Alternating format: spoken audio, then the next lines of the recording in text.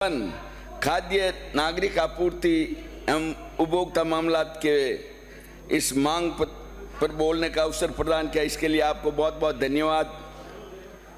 माननीय सभापति महोदय, हमारे अंत्योदय के प्रणेता पंडित दीनदयाल उपाध्याय जी का एकात्मवाद का सिद्धांत जो सहकार की भावना का प्रादुर्भाव रहा है, और उन्होंने भी दत्तोपंत ठेंगड़ी जी ने भी कहा है, एक सबके लिए सब एक के लिए। सहकार की भावना मनुष्य और समाज के विकास की धुरी है। ले ले इसको। और जिस समाज में सहकारिता की भावना नहीं होती है, वह ना तो उन्नति कर सकता है और ना ही उस समाज समुदाय के लोगों का जीवन सुखी और समृद्ध हो सकता है।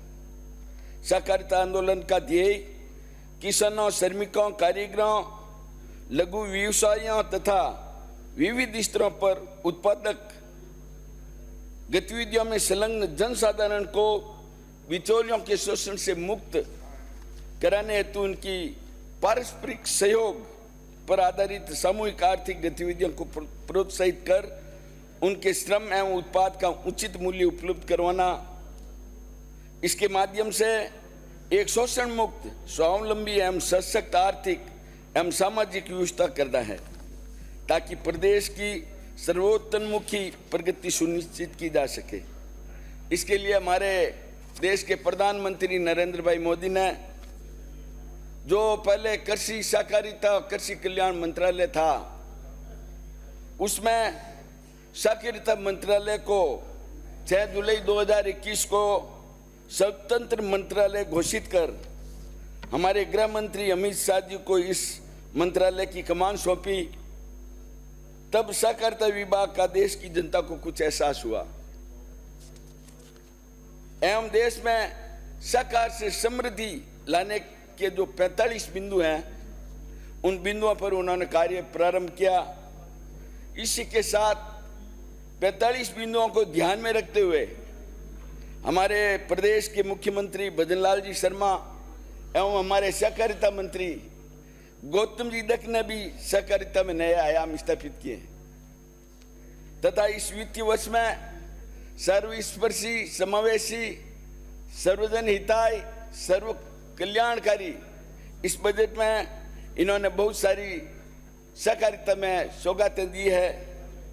पहली नमो ड्रोन दीदी योजना एवं कस्टम हायरिंग सेंटर, इन पर कृषि यंत्रों की उपलब्धता और ड्रोन के माध्यम से आगामी वर्ष 1 लाख हेक्टेयर में nano urea, nano DAP, nano IFFCO का छिड़काव करने पर 2500 रुपये प्रति हेक्टेयर अनुदान देने की घोषणा की, जो एक स्वागत योग्य कदम है।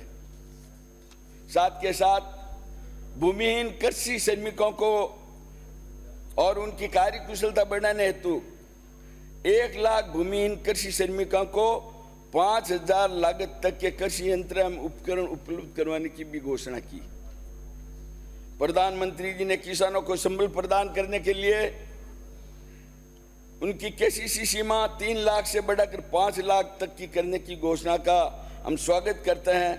इसी तर्ज पर ब्याज मुक्त अल्पकालीन फसली ऋण वितरण के लक्ष्य में वृद्धि करते हुए आगामी वर्ष में 35 लाख से अधिक किसान भाइयों को जो ऋण सीमा अमाउंट था 23,000 करोड़ की ऋण राशि को बढ़ाकर 25,000 करोड़ ऋण वितरण की घोषणा की।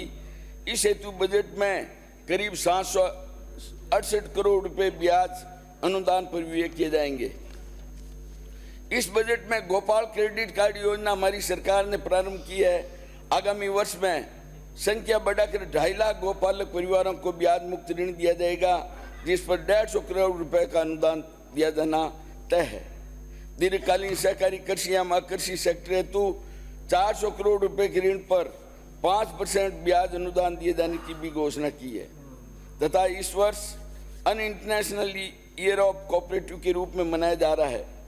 इसमें किसानों को संबल देने हेतु जीएसएस की भूमिका को दृष्टिगत आगामी 2 वर्षों में शेष जो हमारे ग्राम पंचायत बनेंगे और है जो बच गए हैं 2500 ग्राम पंचायत मुख्यालयों पर जीएसएस स्थापित करने की घोषणा की है तथा इनके स्थापित करने के मापदंडों में भी आपने परिवर्तन किया है। पहले 500 सदस्य थे, अब 150 सदस्य पर पहले 5 लाख रुपए जमा करवाने होते थे, अब 1.5 लाख रुपए जमा करवाने पर वो जीएसएस स्थापित किए जाएंगे तथा जीएसएस के माध्यम से किसानों को खाद, बीज, पेस्टिसाइड एवं डीएपी का व्यापार भी किया जाएगा। मैं मंत्री जी को धन्यवाद देता हूं कि इन्होंने अन्न भंडारण के लिए 100 नवीन गोदाम निर्माण की भी घोषणा की है। तो मेरे विधानसभा क्षेत्र में भी आप कम से कम, सभापति जी ने कहा कि हमारे 10 दिए हैं, तो एक अर्जुन जी को 10 दिए तो 5 दूसरे अर्जुन जी को भी दें। मैं निश्चित रूप से आपको विश्वास दिलाता हूं और मेरे विधानसभा क्षेत्र में पिपाड़ सिटी जो क्रय विक्रय सहकारी समिति है और वहां पे दलहन, मूंग इत्यादि की खरीद होती है, खरीद बिक्री केंद्र बनाया हुआ है, लेकिन वहां वेयर हाउस नहीं है, उनको बिलरा या मेड़ता सिटी भेजना पड़ता है। तो मेरा आपसे आग्रह है कि पिपाड़ सिटी क्रय विक्रय सहकारी समिति में गोदाम 1000 मैट्रिक टन वाला वो गोदाम निर्माण करवाने की राशि स्वीकृत करेंगे। और इसी तरह एक वहां पे क्रय विक्रय सहकारी समिति से भी बड़ी जो एफएसएस है जिसके 5000 सदस्य हैं और उस एफएसएस सोसाइटी को लोन का किसी भी तरह से 1 रुपया भी नहीं दिया जाता है। तो मेरा आपसे आग्रह है कि उस एफएसएस को भी आप है जो फसली ऋण दिलाने के लिए किसानों के लिए आप घोषणा करेंगे। इसी के साथ एक विशेष बात यह है कि राजस्थान के 41 जिलों में जो व्यावसायिक बैंकों से फसली ऋण लेते हैं या केसीसी लेते हैं, उनको पैक्स या ग्राम सेवा सहकारी समिति से भी फसली ऋण मिलता है, लेकिन मात्र 41 जिलों में मात्र जोधपुर जिले के अंदर एक जिला ऐसा है जहां पे यदि कॉमर्शियल बैंकों से आप केसीसी ले लेते हैं तो जीएसएस के माध्यम से उनको जो फसली ऋण मिलना चाहिए वो मिल नहीं रहा है। तो इसके लिए आपसे मेरा आग्रह है कि आप निश्चित रूप से आप इसके लिए बात करेंगे। और दूसरा, हमारे जो भूमि विकास बैंक है, उस भूमि विकास बैंक में भी जिनके ओवरड्यू चल रहे हैं और कोई शॉर्ट टाइम लोन के लिए जो अल्पकालीन फसली ऋण होता है उनके ओवरड्यू हो गए हैं, उनको सेकंड टाइम में लोन नहीं मिल रहा है। तो ओवरड्यू होने से मेरा आपसे आग्रह है कि आप एक मुश्त योजना निकाल दें और उसमें उनके पेनल्टी ब्याज जो 4-4, 5-5 साल के हो गए हैं तो उनके ब्याज और पेनल्टी माफ करके आप एक मुश्त उनका जो जमा राशि थी वापस लें, तो सरकार की वापस आपके कोऑपरेटिव को पैसा भी मिल जाएगा और उनको भी जो गरीब हैं जो जमा नहीं कर पाए हैं उनको भी राहत प्रदान हो जाएगी। इन्हीं शब्दों के साथ बहुत बहुत धन्यवाद। जय हिंद, जय भारत, जय सरकार। श्रीमती शिमला देवी।